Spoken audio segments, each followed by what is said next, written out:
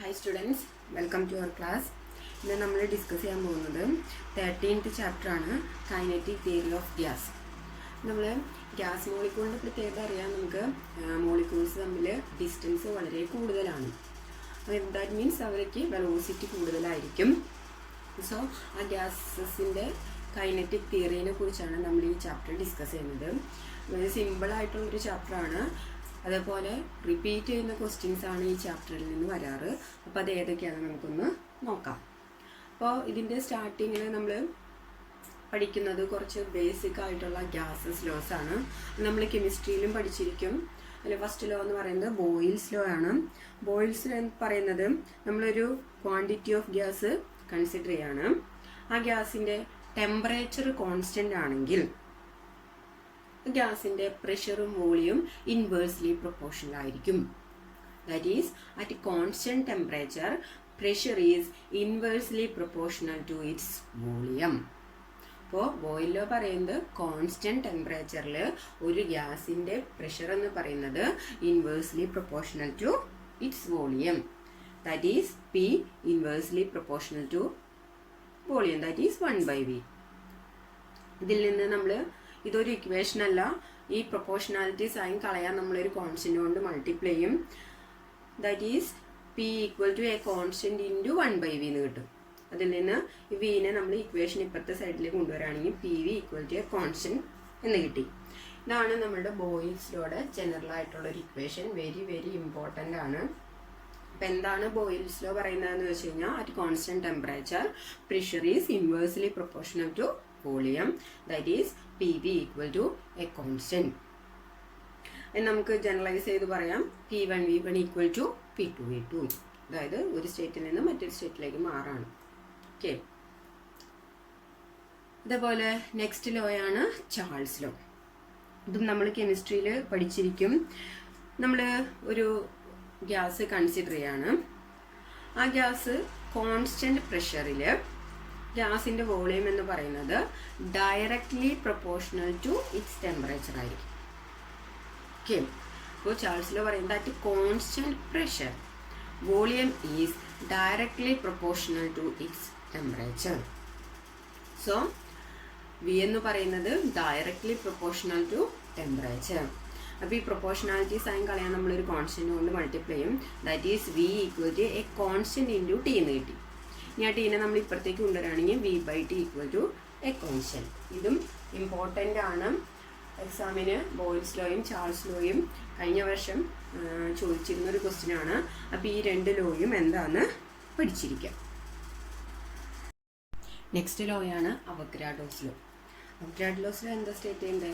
Equal volume of all gases under similar condition of temperature and pressure contain equal number of molecule. അതായത് നമ്മൾ consider ചെയ്യുന്ന ഗ്യാസിന് equal volume ആണെങ്കിൽ, അതേപോലെ തന്നെ അവിടെ ഒരു കണ്ടീഷൻ പറയുന്നുണ്ട്, ആ ഗ്യാസസിന് ടെമ്പറേച്ചറും പ്രഷറും സിമിലർ ആണെങ്കിൽ അവിടുത്തെ നമ്പർ ഓഫ് മോളിക്യൂൾസ് എന്ന് പറയുന്നത് ഈക്വൽ ആയിരിക്കും. അതായത് നമ്മൾ കൺസിഡർ ചെയ്ത ഗ്യാസസിൻ്റെ നമ്പർ ഓഫ് മോളിക്യൂൾസ് ഈക്വൽ ആയിരിക്കും. That means equal volume of all gases under similar condition of temperature and pressure contain equal number of molecules. അപ്പോൾ നമ്പർ ഓഫ് മോളിക്യൂൾസിനെ കുറിച്ച് എക്സ്പ്രസ് ചെയ്യുന്ന ലോയാണ് അവോഗാഡ്രോ ലോ.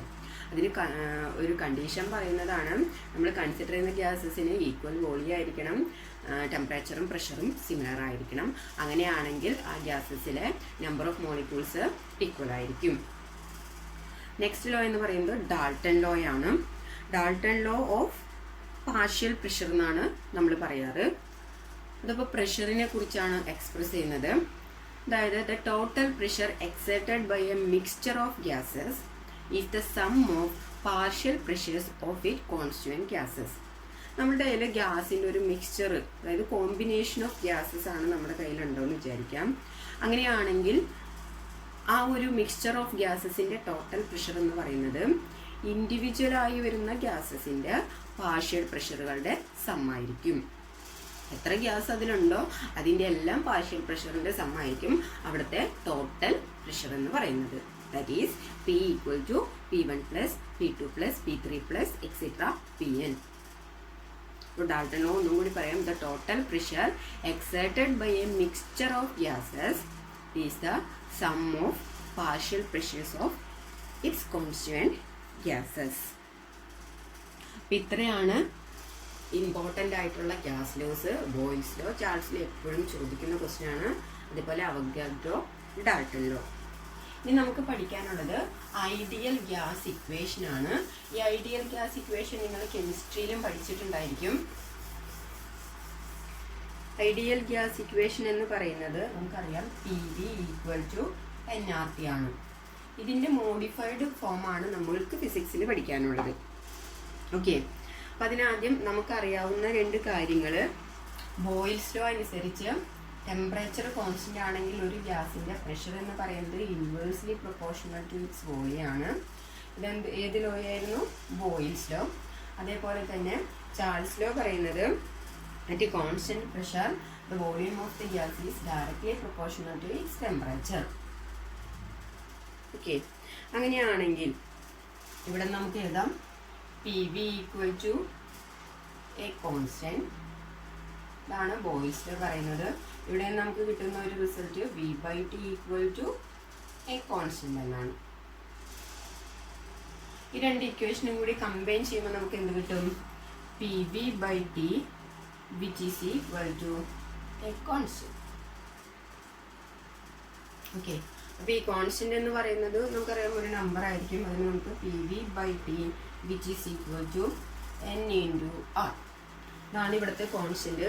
ഇതിൽ n എന്ന് പറയുന്നത് എന്താണ്? നമ്പർ ഓഫ് മോൾസ് ആണ്. അതേപോലെ R എന്ന് പറയുന്നത് നമുക്കറിയാം ഐഡിയൽ ഗ്യാസ് കോൺസ്റ്റന്റ് ആണ്. ഈ ആറിൻ്റെ വാല്യൂ എന്ന് പറയുന്നത് എത്രയാണ്? അതുകൂടി ഓർത്തിരിക്കാം. 8.314 J/mol/Kelvin. ഇതൊക്കെ ഒന്ന് നോട്ട് ചെയ്ത് വയ്ക്കാം. അപ്പോൾ PV/T ചെയ്താൽ കിട്ടുന്ന കോൺസ്റ്റന്റ് ആണ് nR.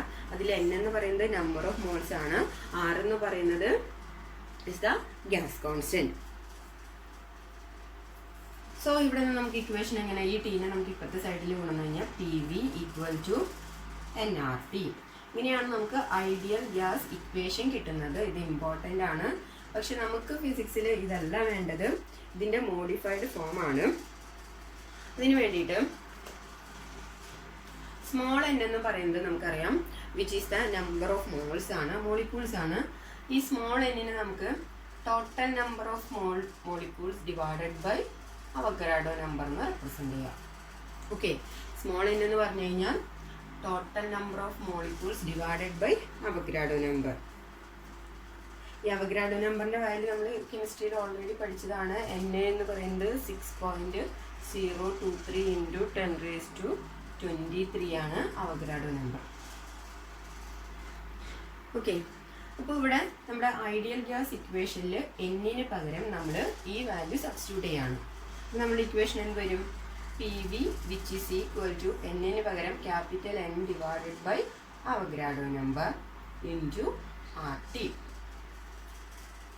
ഇനി ഒന്ന് ഇത് അറേഞ്ച് ചെയ്യാണ് ഈ ഇക്വേഷനെ. സോ നമുക്ക് കിട്ടാം PV = n × R/ Avogadro number into T. ഇനി ഇതെന്തിനു വേണ്ടിയിട്ട് എഴുതുന്നത് വെച്ച് കഴിഞ്ഞാൽ ഈ n എന്ന് പറയുന്നത് ക്യാപിറ്റൽ N എന്ന് പറയുന്നത് ടോട്ടൽ നമ്പർ ഓഫ് മോളിക്യൂൾസ് ആണ്. R എന്ന് പറയുന്നത് ഒരു കോൺസ്റ്റന്റ് ആണ്, that is ideal gas constant ആണ്. NA എന്നും പറയുന്നത് ഒരു കോൺസ്റ്റന്റ് തന്നെയാണ്, ഒരു നമ്പർ തന്നെയാണ്, നമ്മുടെ അവഗാഡ്രോ നമ്പർ. സോ ഈ R/NA എന്ന് പറയുന്നത് ഒരു constant by another constant. That means ഇത് 2 നമ്പറാണ്. അപ്പോൾ നമുക്ക് ഈ R/NA ചെയ്ത് കഴിഞ്ഞാൽ കിട്ടുന്നത് മറ്റൊരു കോൺസ്റ്റന്റ് ആയിരിക്കും. ഒരു number divided by another number ചെയ്താൽ നമുക്ക് മറ്റൊരു നമ്പർ കിട്ടും which is A constant.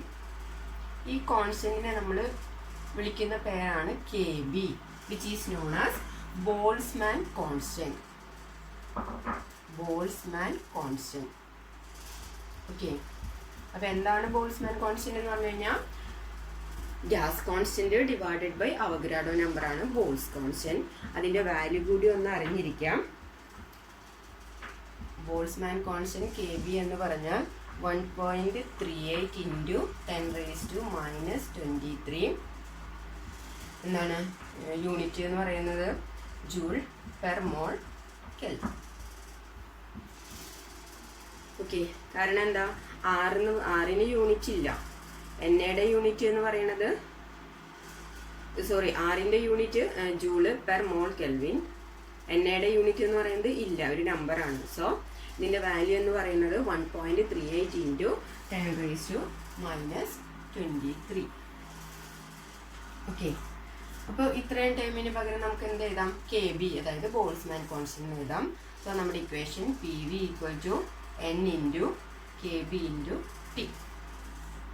So ഇതാണ് നമ്മളുടെ modified form of ideal gas equation. Important ആണത്. അപ്പോൾ ഐഡിയൽ ഗ്യാസ് ഇക്വേഷൻ രണ്ടെണ്ണം ഉണ്ട്. PV = nRT എന്ന് പറയുന്നത് ഐഡിയൽ ഗ്യാസ് ഇക്വേഷൻ തന്നെയാണ്.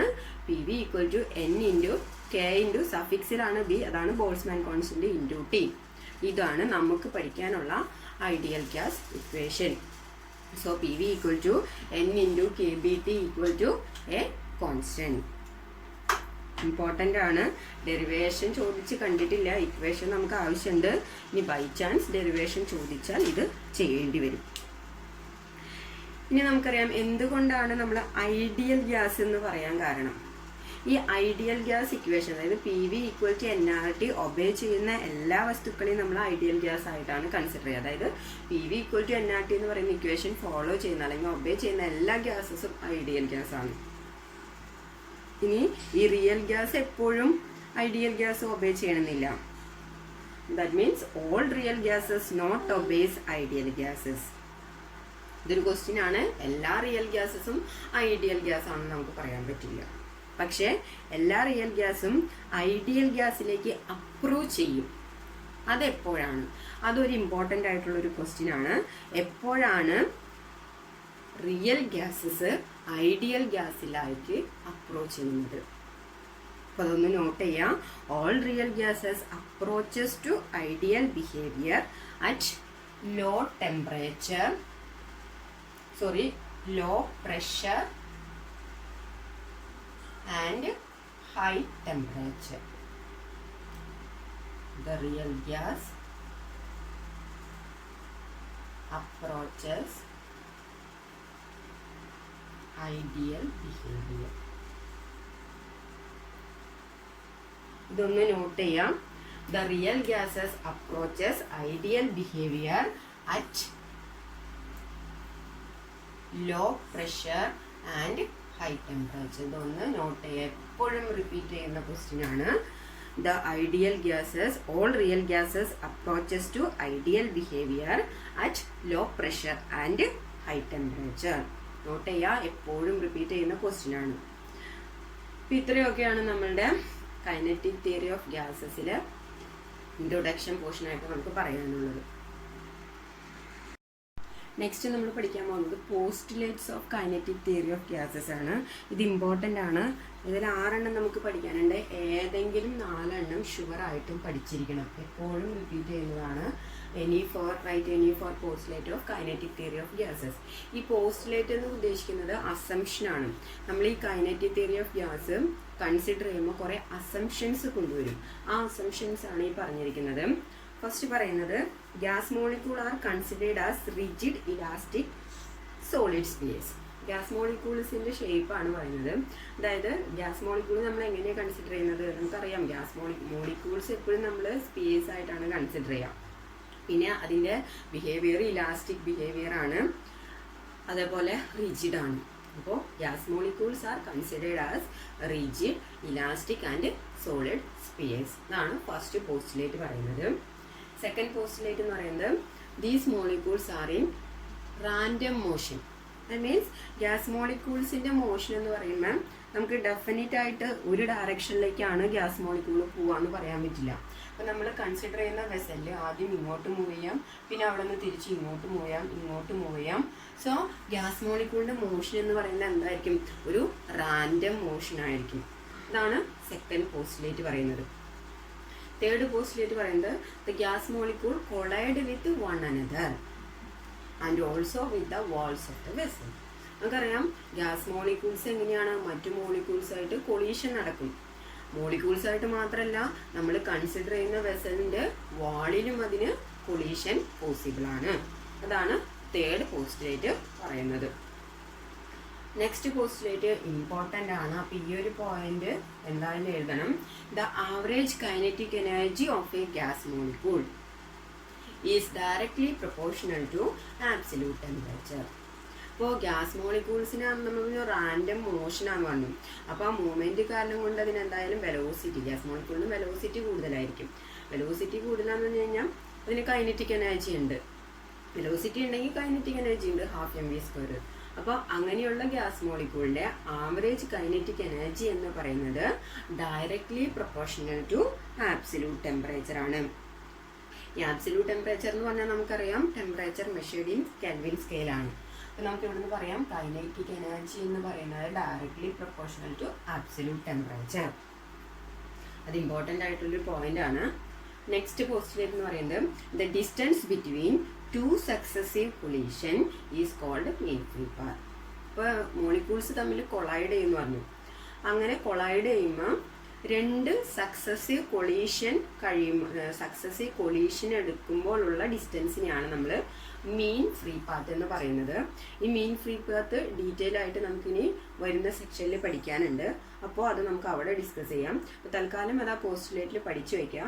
The distance between 2 successive collision, 2 collision തമ്മിലുള്ള ആ ഡിസ്റ്റൻസിനെയാണ് നമ്മളവിടുത്തെ മീൻ ഫ്രീ പാത്ത് എന്ന് പറയുന്നത്.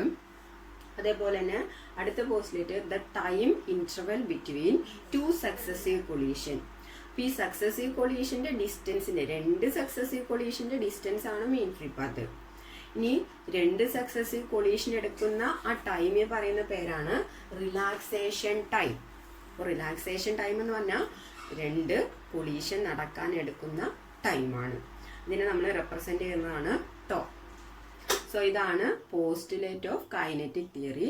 ഇതിലേതെങ്കിലും 4 എണ്ണം പഠിച്ചു വെക്കണം. പഠിക്കുമ്പോൾ ഇമ്പോർട്ടൻ്റ് ആയിട്ടുള്ള പോയിന്റ്സ് ഇൻക്ലൂഡ് ചെയ്ത് പഠിക്കുക.